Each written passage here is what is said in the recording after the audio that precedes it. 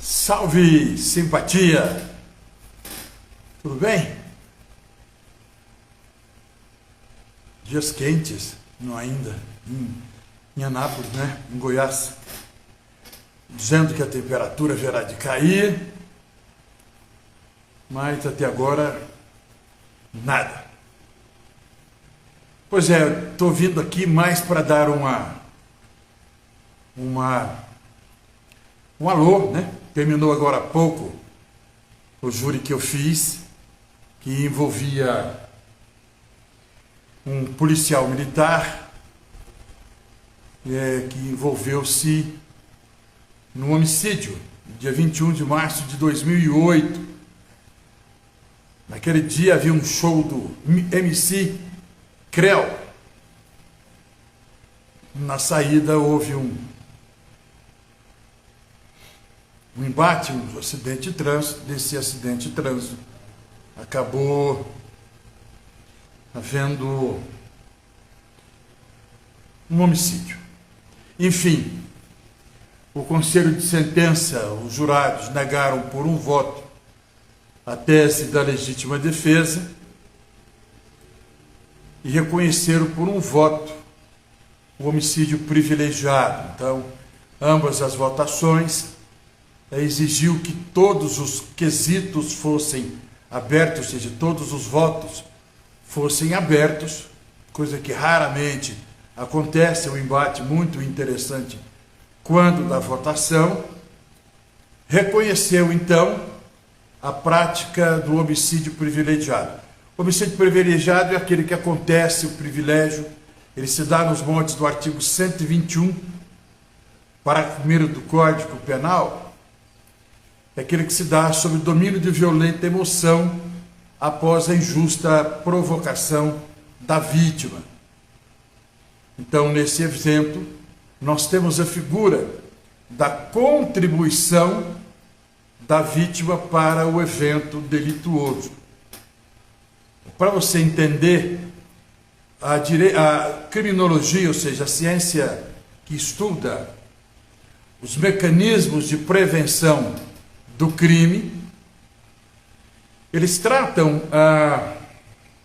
a vítima como de duas formas: a vítima inocente e a vítima que contribui com o evento delituoso contra ela. Qual é a diferença entre um e outros? Muitos perguntam, mas a vítima, via de regra, não é inocente? Não, nem sempre.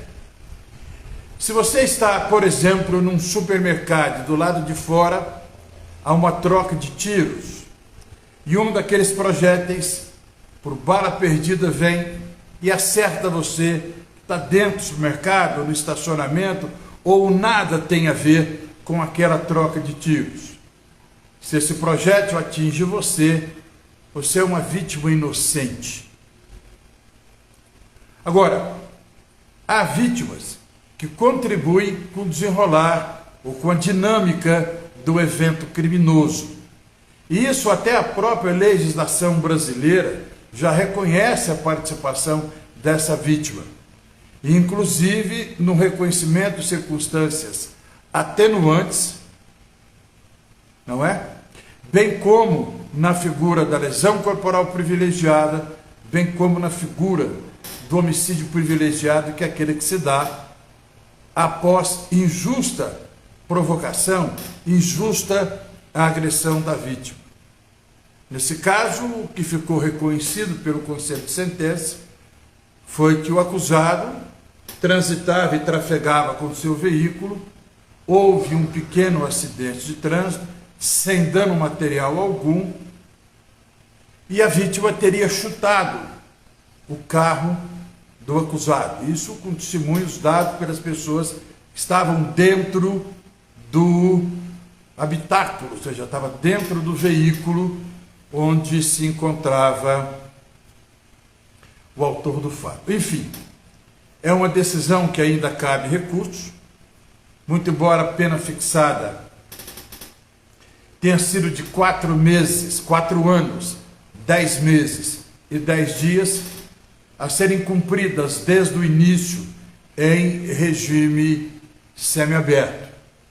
a defesa, no caso eu, patrocinei a defesa desse acusado, entendi que essa pena ficou acima do que é permitido, porque as circunstâncias de caráter judicial previstas no artigo 58 do Código Penal foram quase todas favoráveis ao acusado, portanto não há se de descolar tanto da pena mínima, que a pena mínima do homicídio simples é de 6 a 20 anos. Então, para entender, você que não é muito afeto ao direito penal, o homicídio estabelece uma pena de 6 a 20 anos. Quando esse homicídio é praticado por motivos, por circunstâncias, por meios que fazem com que a pena aumente, no direito penal é interessante, né? Você, quando mata sem motivo, a pena é menor do que você mata com motivo. Interessante isso. O homicídio simples é um motivo que não tem motivo. Por que matou? Matou. Comprovado que não há motivo para aquela morte, o homicídio é simples. E para esses casos, a pena é de 6 a 20 anos. No homicídio privilegiado, como caiu a circunstância, no caso, a qualificadora era de cunho subjetivo, não poderia fazer o bis in idem no homicídio privilegiado. Complicado, né? Embora o direito penal seja muito fácil. Se eu aprendi, é porque é fácil. Não é verdade? Então eu sempre costumo dizer, o direito penal é difícil. Não é nada. Eu aprendi. Como é que ele pode ser difícil? Não é mesmo? Enfim, o que resta dizer é que o tribunal do júri, o conselho de sentença, não é? Aqui não é bem o tribunal do júri, porque o tribunal do júri é formado pelos 21 jurados, dentre os quais se escolherão 7, que comporão o conselho de sentença, e o juiz presidente. Isso é que compõe o tribunal do júri. Isso volta e meia cai em questões de concurso aí. Se você está fazendo uma prova para concurso, uma prova para OAB, atenção, isso volta e meia é uma matéria recorrente em concursos. Pois bem, a sentença foi proferida. Nessa sentença, a meu entender, a meu modestíssimo entendimento, há obscuridades que precisam ser aclaradas. Então, na quarta-feira, eu haverei de ingressar com os aclaratórios, ou mais conhecido como os embargos de declaração, para que o juiz sentenciante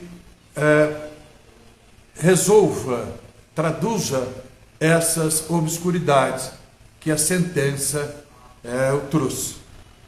Provavelmente, com os aclaratórios, a pena pode até diminuir um pouco mais.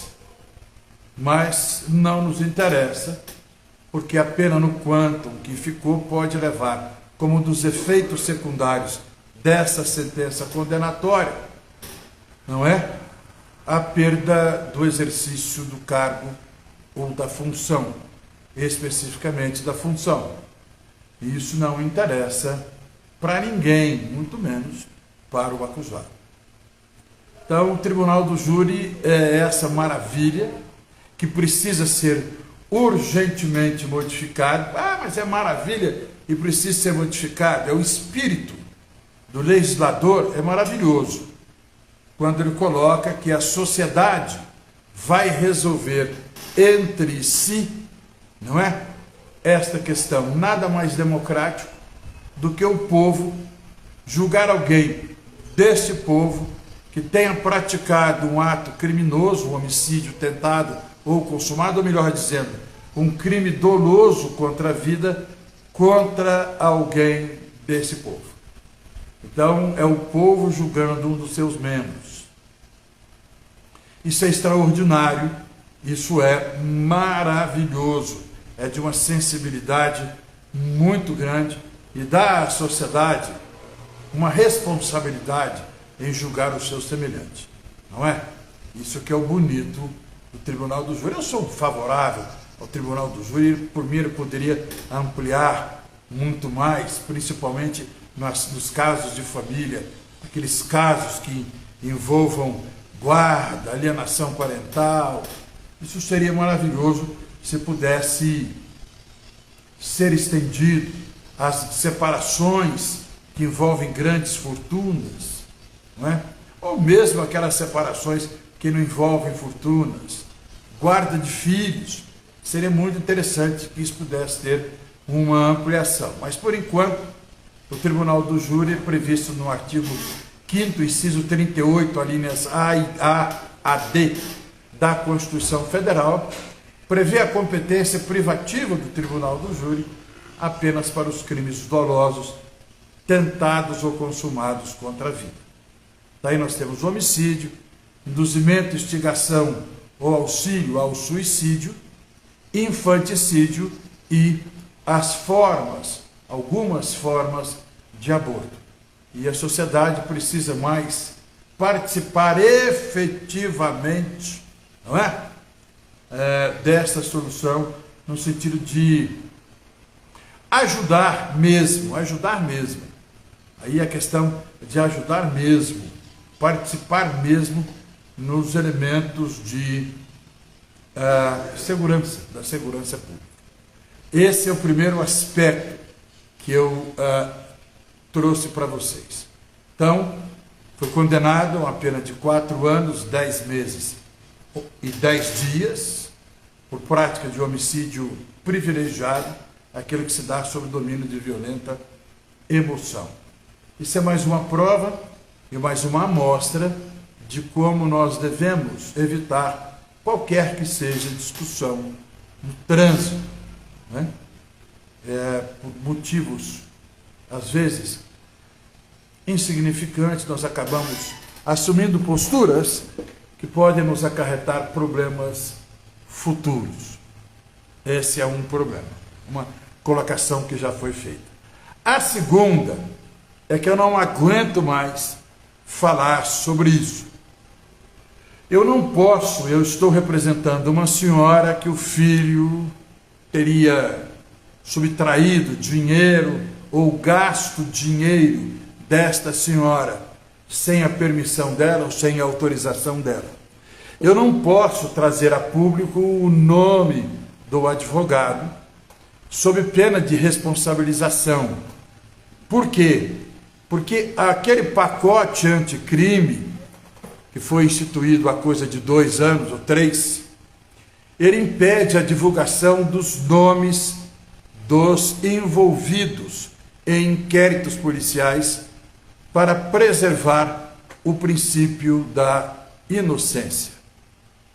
Isso foi uma criação que o legislador brasileiro, atendendo às circunstâncias de caráter todas especiais, todas próprias, com o advento do lava-jatismo, que na época achava que estava tudo certo, tudo funcionando direitinho, né? Um juiz, um verdadeiro processo de lawfare, ou seja, instituindo um Código de Processo Penal próprio, um Código Penal próprio, leis especiais próprias, conduziu um processo penal ao seu alvedrio. E para se poupar disso, ou evitar que situações como essas voltassem a se repetir, que o japonês da Federal não saísse batendo a porta das pessoas, os políticos resolveram criar essa situação no pacote anticrime, impedindo que os réus fossem filmados, algemados, e também que suas identidades não fossem reveladas durante as investigações. Mas quem é do meio jurídico, acho que já pôde deduzir quem é esse advogado. É um advogado, é um professor da faculdade, do curso de Direito da faculdade de Anguera, em Anápolis. E em Goiânia isso já ficou fácil de identificar quem é esse cidadão. No momento, as investigações estão em curso para apurar se ainda um desvio maior dessa mãe. E acredito que esta semana o Dr. Manuel Wanderick haverá de ouvir as declarações por parte deste advogado. Ele está, o boletim de ocorrência e o inquérito policial foi instaurado, tendo como fundamento a capitulação, ou seja, a violação ou flexionação do artigo 102 do Estatuto do Idoso, que seria a apropriação indevida de bens do idoso, como aposentadoria, empréstimos bancários, empréstimos consignados, usando o nome desse idoso e valendo-se de documentos outorgados por esse idoso. Então a situação foi mais ou menos essa, né? E o que causa assim uma certa particularidade do caso é porque envolve a figura de um advogado, de um professor universitário de um curso de direito que dolosamente valeu-se dos proventos da mãe para tentar manter, né, um padrão de vida que ficou comprovado depois que era incompatível com a renda deste indivíduo, desse cidadão. E o que é mais curioso ainda é que durante o tempo que ele esteve administrando, e nos últimos meses em que ele administrava os proventos oriundos de aposentadoria da mãe, ele inclusive pagou as despesas do próprio casamento com o cartão de crédito da mãe, dentre elas taxas de cartório, fotógrafo e outras coisas a mais, não é? E inclusive a própria lua de mel. Ele teve uma lua de mel antecipada e depois teve uma outra lua de mel em um resort, em hotéis de padrão bem elevado, primeiro em Rio Quente e depois em Campos do Jordão, pagos com os proventos da mãe. Chamado para conversar, tentar justificar para a mãe os motivos do desvio daquelas verbas, preferiu-se quedar inerte, preferiu transferir para a irmã a responsabilidade da administração daqueles valores e sequer procurou a mãe para tentar justificar o mal feito ou, sabe-se lá por quê, aquela conduta. Cada cabeça a sua sentença, não é? Então essas são das particularidades, isso sem tomar em conta joias, presentes caros que foram adquiridos com os cartões de crédito da mãe para presentear a namorada, hoje esposa. Vamos esperar a ação da delegacia do idoso. Eu confio muito, muito no trabalho do Dr. Manuel Wanderick, que foi meu aluno na faculdade de Direito do curso de Direito hoje da Universidade Evangélica de Goiás, não é? Confio muito, muito, muito mesmo no trabalho do Dr. Manuel Wanderick. Ele, para mim, tem um trabalho irretocável. Não vejo nada que ele faça que mereça reparos, né? Mereça reparos. Bom, vamos esperar, e qualquer novidade que tenha esse caso, eu asseguro que vou trazer para vocês, né?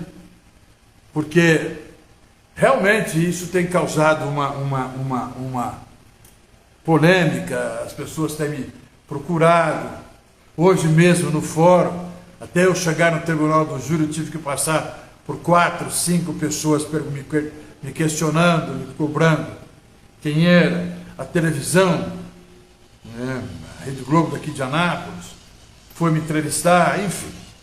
Eu acho que isso vai tomar o caminho que se espera para tentar, pelo menos, fazer com que a senhora, que foi vítima de posso dizer, um golpe, que aproxima a casa dos R$ 500.000,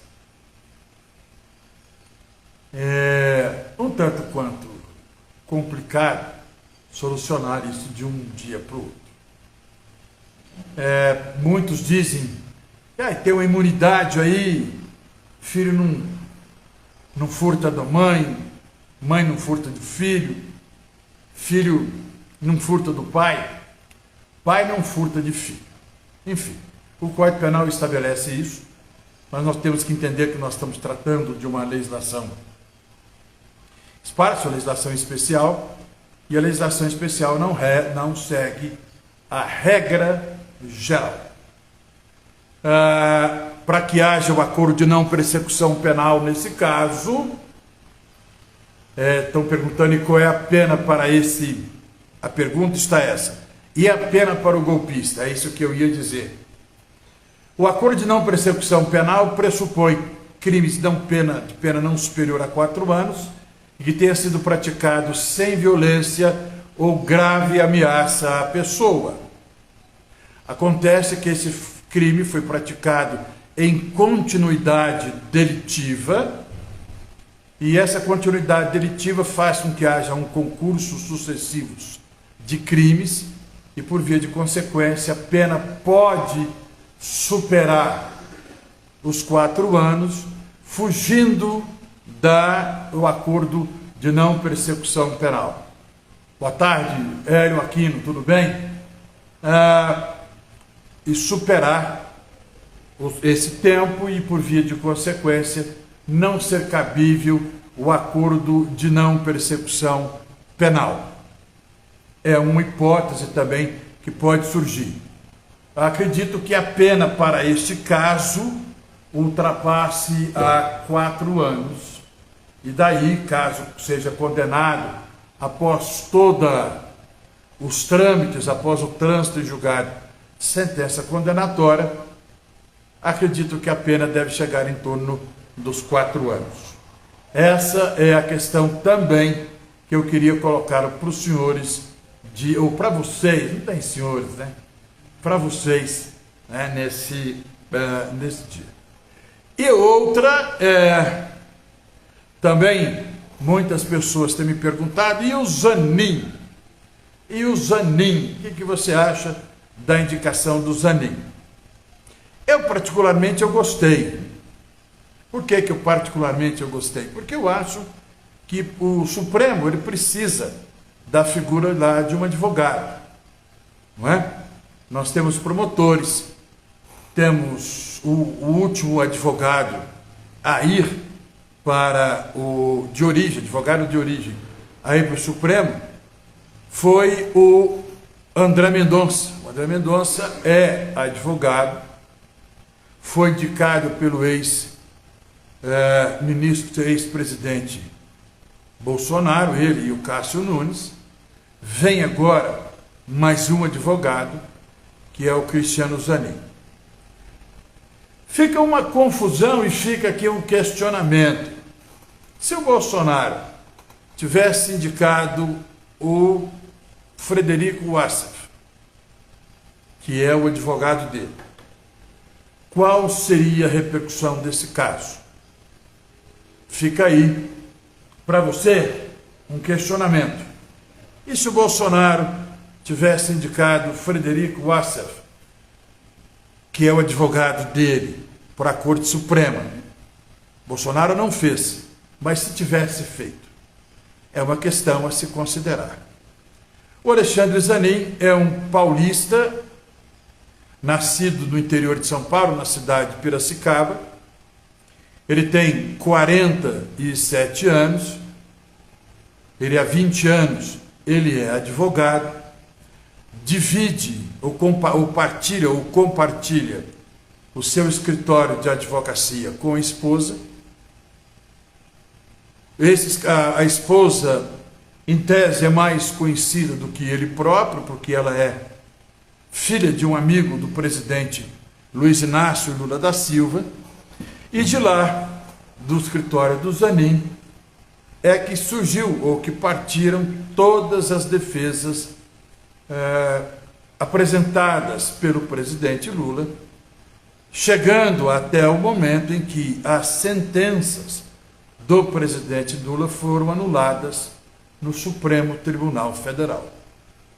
Quero deixar claro que essa discussão é uma discussão jurídica. Eu não me envolvo em discussões de ordem pessoal, eu não me envolvo em discussões com coloração jurídicas partidárias, eu não me envolvo em discussões partidárias, eu não me envolvo se o Lula e se o Bolsonaro, eu não me envolvo nisso. Eu me envolvo apenas numa análise técnica e específica das decisões. Não houve descondenamento, até mesmo porque na legislação brasileira, no direito brasileiro, na doutrina, ou melhor dizendo, na lei, na doutrina, na jurisprudência, em outros enunciados quaisquer, não existe a figura do descondenado, não existe a figura do descondenamento. Perfeito? Se o Supremo entendeu que aquelas decisões eram nulas porque foram proferidas por um juiz parcial, não é? Que é o princípio supremo do processo, é a imparcialidade do juiz. Se o juiz foi parcial, isso quer dizer que viola um princípio basilar do devido processo legal. O devido processo legal, ele não envolve apenas, ou ele não trata apenas do direito penal.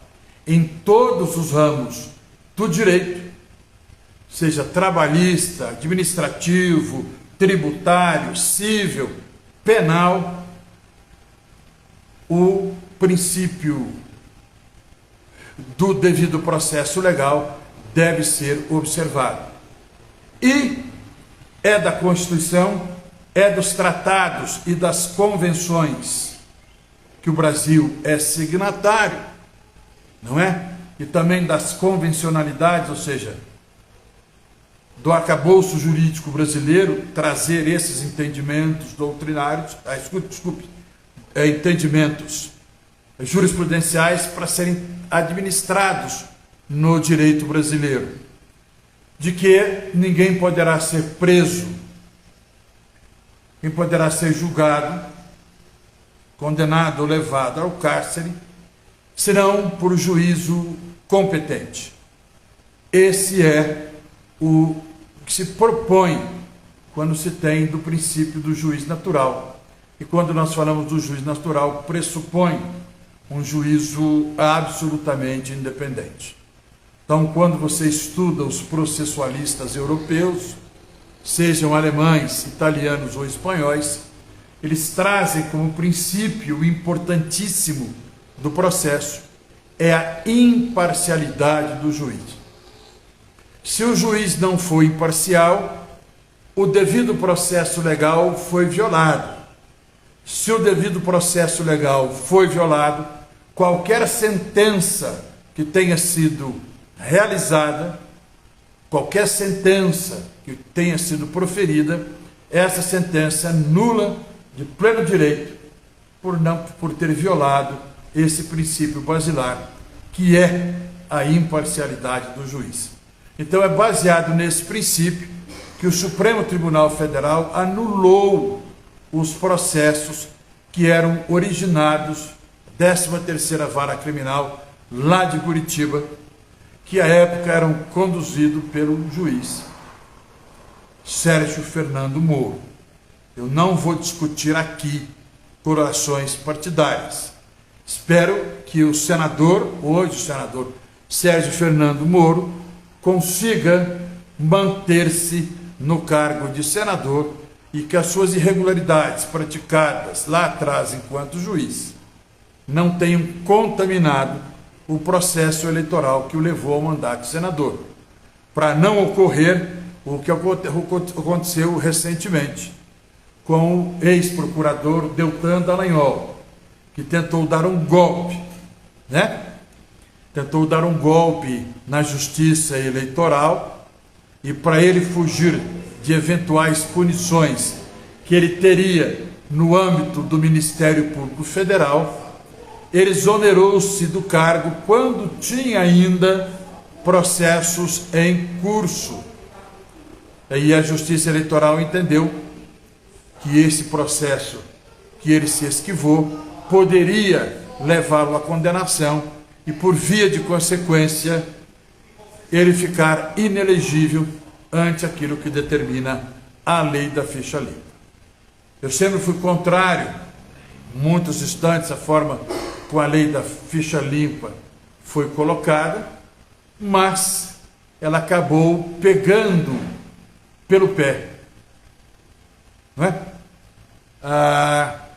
Aqueles que, enfim, haviam criado para se beneficiar. Então nós temos aí a postura do ministro, o futuro ministro ministro Zanin, ministro Cristiano Zanin. Provavelmente ele deve vir na mesma linha garantista, que a lei é a linha que se filia hoje o processo como um todo, seja o processo penal como o processo civil, que é garantindo, assegurando a todos os litigantes do processo, seja judicial ou administrativo, o contraditório e a ampla defesa, e acima de tudo aquilo que é assegurado pela Constituição Federal. Não é? Então, a expectativa que temos é que a figura de um criminalista no Supremo Tribunal Federal, bem verdade que o Cristiano Zanin, ele não se enquadra bem na figura de um criminalista, ele é mais um jurista no sentido lato, no sentido mais aberto.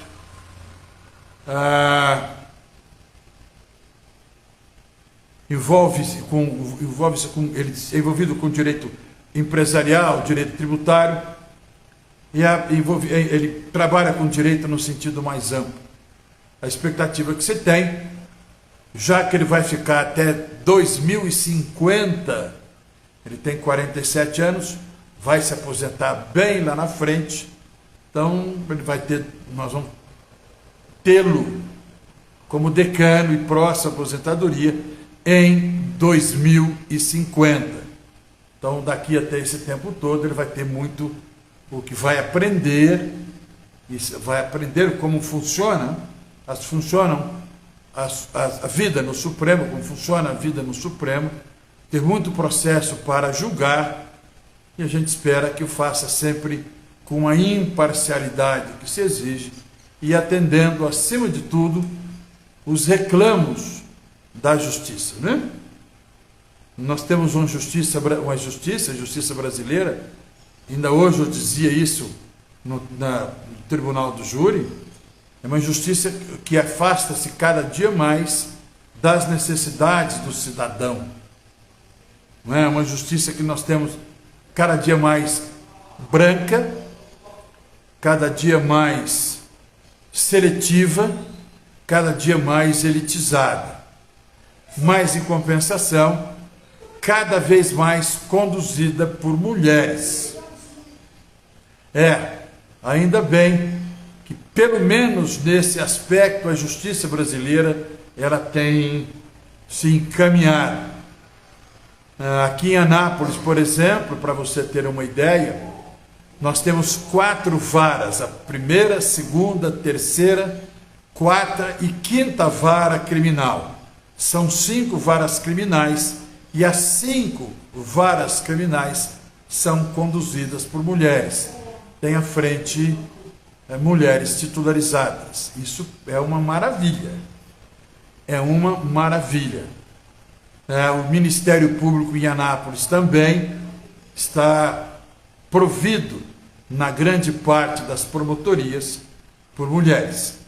Isso é uma situação que eu vejo favorável, porque eu entendo que a mulher julga com mais detalhes, ela julga com mais sentimento e buscando um aspecto social muito maior do que nós, os homens.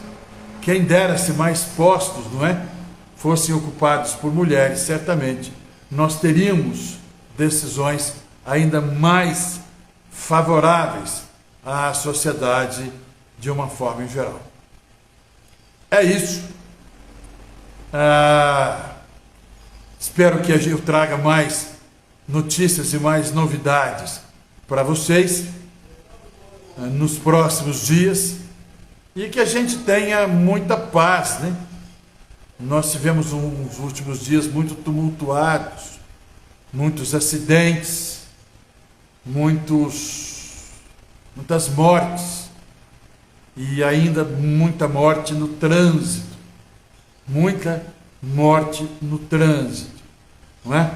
E isso é muito ruim, muito ruim. Tem alguma coisa que está muito errado nisso. É um processo de formação dos condutores, se são os condutores que estão realmente exagerando na condução dos seus veículos. Ainda ontem a sociedade ficou comovida com a morte de um garoto de apenas 16 anos, que estava vindo na sua bicicleta e foi colhido numa rodovia aqui perto de Anápolis. E a gente fica tenso e preocupado com essas questões do trânsito, não é? Esse que eu vim agora do júri envolvia esta situação. Vamos ver se a gente consegue, né? E depende só da gente, fazermos uma sociedade mais justa, até nessa questão do trânsito, nessa questão da compaixão, junto com os nossos semelhantes. A próxima semana, eu quero ver, ou essa semana ainda, talvez essa semana ainda, eu venha discutir com vocês dois aspectos. Um que todo mundo me pede, hoje mesmo me pediram lá no fórum, algumas serventuárias da justiça. Eu gostei muito de ser abordado, de ter pedido quanto a isso, fiquei feliz mesmo.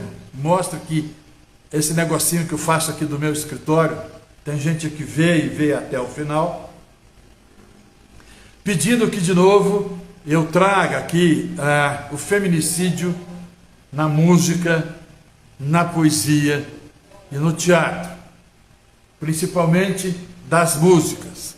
Então eu vou ver se eu consigo essa semana trazer desde o Caboclo Teresa, passando pelo Cine Magal, se te pego com outro, te mato, te mando algumas flores e depois escapo, né? O que é que você foi fazer no mato, Maria Chiquinha? O IP Florido, Assino com X, né? do Raul Gil, do Raul Seixas, As Margens do Pantanal e outras, tantas, uma outra. Essa é sensacional. Essa eu sei que eu vou. Hoje, então, se eu trouxesse isso, seria desculpe o linguajar, mas seria uma brochada geral de um conjunto, de uma música extremamente romântica, que embalou os corações apaixonados dos casais dos anos 70 e 80, de um conjunto chamado Folhas, escrevia com PH, uma música chamada My Mistake, Meu Erro. Então, se você tiver a oportunidade de ouvi-la, é uma balada bem romântica. Muita gente sim entendeu o inglês, cantou no ouvidinho da namorada, quando na realidade era uma música em que o sujeito narrava um feminicídio. Como é que se deu a morte da mulher dele, né? É um feminicídio. O IP Florido é outra. Amanhã também é outra. Amanhã é o meu julgamento e tal. E não sabe o que está fazendo ali, mas sabe que matou alguém. Enfim, há uma série de músicas que as pessoas cantam, não é? E trata ali de uma espécie de cometer o crime de ameaça sem saber. É verdade. Marcos, cantaram no ouvido muito, era um My Mistake, a gente quer um pouco dessa época. Então, quem é que tiver aí mais de 40, 45 anos, lembra do Folhas. Depois, se você tiver curiosidade, você procure lá no YouTube, Folhas com PH, PHO, Folhas. A música chama-se My Mistake, meu erro, em inglês. E você procure a tradução, que você veja se é compatível aquela balada tão romântica como aquela com as letras, ou a letra que é ali colocada. E o Raul Seixas também, né? Nosso grande filósofo, grande Raulzito, que embalou a minha adolescência, um dos que embalou a minha adolescência, o grande filósofo Raul Seixas, tem uma música, Na Beira do Pantanal, em que a mulher que ele matou conversa com ele, perguntando a razão pelo qual ela foi assassinada. Tem aí o Caboclo Teresa, a primeira música de sucesso, talvez uma das maiores duplas caipiras do Brasil, Tunico e Tinoco, uma música escrita por João Pacífico nos anos 40 do século passado, trata muito isso também do domínio, do feminicídio daqueles que praticam esses crimes e a visão dada para ele. E é interessante a gente trazer sempre isso, porque traz um reflexo da época, não é? Se hoje ainda se tem isso e ainda se atribui a responsabilidade, muito disso, aos trajes que a mulher usa, se você não é minha, você não será de ninguém. Vamos aqui falar, tivemos gente importante praticando feminicídio, goianos praticando feminicídio. Vou deixar aqui você procurar depois sobre Lindomar Castilho, um gigante da música romântica brasileira. Seria como hoje se você tivesse aí, ligasse agora o jornal e desse lá uma mensagem que o Leonardo matou a mulher, ou a ex-mulher, por ciúme. A proporção do escândalo que se deu nos anos 80 foi mais ou menos essa, quando Lindomar Castilho ceifou a vida de Helena de Gramont. Ela cantava numa boate chamada Belle Époque, acompanhada de um sobrinho do Altemar Dutra, e o Altemar Dutra disparou contra ela. Desculpe, não é Altemar Dutra.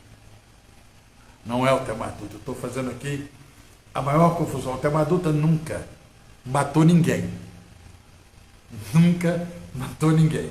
Tá? Estou fazendo confusão aqui com o cantor goiano que Lindomar Castilho está colocado agora, a reflexão colocada no lugar. Altemar Dutra cantou boleros maravilhosos, uma voz anasalada, maravilhosos, cantou boleros incríveis, incríveis, e o cantor romântico ao que eu me refiro é Lindomar Castilho. Este sim, matou a ex-mulher Helena de Gramont, num bar chamado Bar Belle Époque. Ela fazia um show ao vivo, ele chegou dissimuladamente e a matou. Condenado, cumpriu pena no Carandiru, em São Paulo, e terminou de cumpri-la em Goiânia. Então, refiz um erro horroroso que eu ia cometendo aqui. Não tem nada a ver com a Altemar Dutra, é Lindomar Castilho. Lindomar Castilho, esse sim. Agora está certo. E também fazer um bate-papo com vocês sobre a figura, aquelas figuras do cidadão que pratica crime. Quem é esse cidadão que pratica crimes? Por que alguém dá um passo a mais e pratica crimes? Por que eu sou provocado ao extremo e não me encorajo de matar alguém? E por que alguém mata alguém? É uma coisa que é um aspecto que vamos discutir também nos próximos dias, a figura do condutopata, do sociopata, e erroneamente chamado de psicopata. E eu digo para você por que erroneamente é chamado de psicopata, porque é aquele que tem uma doença mental, uma apatia mental, é um psicopata, que é o psique dele está com uma apatia, com uma doença. Dentre eles, nós podemos citar aqui os esquizofrênicos, os epiléticos, os portadores de transtorno do afeto, do transtorno bipolar, do humor, o conhecido bipolar. Todos esses são psicopatas, porque têm uma doença mental, certo? Uma doença mental, psicopata. O que possui uma depressão crônica, psicopata. Por que eu chamo de condutopata? Por isso, porque a conduta dele, a forma que ele conduzir, está equivocada. Vamos falar que a Diasclepíades betinensis, o primeiro a tratar da loucura como possessão demoníaca, e daí a gente se encarrega de chegar, passando por Pinel, pelas escolas alemãs, até chegar no direito penal moderno, quando trata dessas figuras que possuem doenças mentais. Um grande e maravilhoso beijo. Aproveite, você que tem seu namorado, aproveite que quando você tem a sua namorada. E não se esqueça, se ela tem você, ou se você tem ela,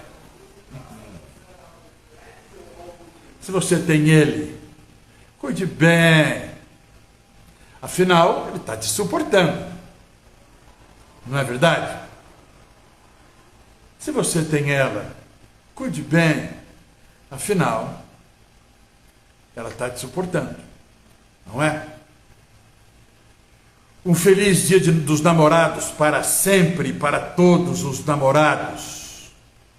Para todos os namorados que cubram-se de beijos e espalhem amor pelo mundo. Nosso mundo está precisando de amor. Tá certo?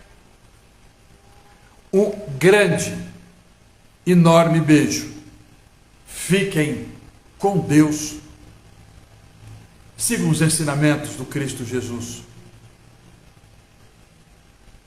E não se esqueçam.